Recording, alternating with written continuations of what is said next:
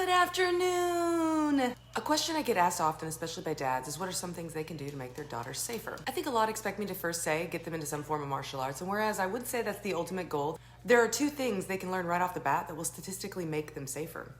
The first one is learning how to say the phrase, "Stop, you're making me uncomfortable," in an assertive voice, and the second is leaving doors open. The concept of having a playlist was coined by Craig Douglas from ShivWorks. In his Managing Unknown Contacts portion, he teaches you to create one that is catered to how you speak. It's a set of phrases practiced over and over in order to be able to say them under stress.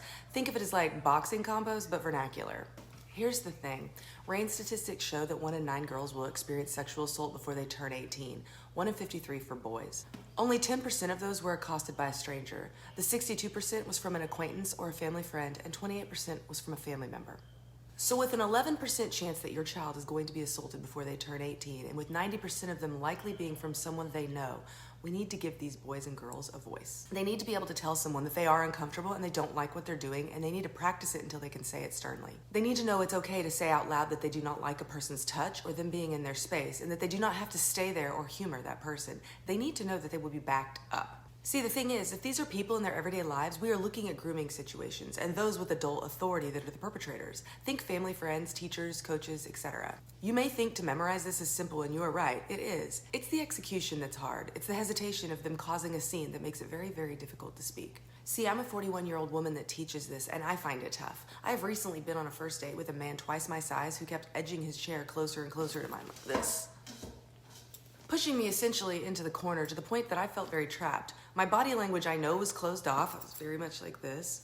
And perhaps he wasn't reading it well, but I still mulled and weighed in my head over and over whether or not I should say, "Can you please back up a little bit?" out of concern that I was overreacting.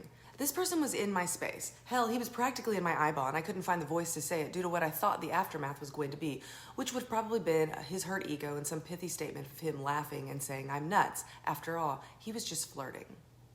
Imagine a 14-year-old girl at a pool party and she goes inside to get a Coke from the kitchen. A man who is close friends with her dad and someone she has known most of her life tugs a bit at her towel wrapped around her. He says to her flirtatiously, "Let me see you, pretty girl." You know what she will do? She will either freeze or she will try and pull away sort of half-heartedly in order to not cause a scene or draw attention to what in her mind is rather shaming. We need to understand that these are girls who are embarrassed to even talk about their periods, and they have no idea of the concept of grooming. Now imagine her being able to say, "Stop, you're making me uncomfortable," in a stern voice, and know that the repercussions from that are not that she is crazy when he starts backpedaling and telling her it was all in her head, or that he was just getting a piece of cake crumb off her shoulder. Also, as an adult in that vicinity, hearing that phrase from your teen, your head would be on a swivel just to see exactly what went down, or at least I hope you would. The second is keeping the door open. This is helping her to understand whether or not a person has good intent or bad intent. This is giving her a boundary, a line that she can draw.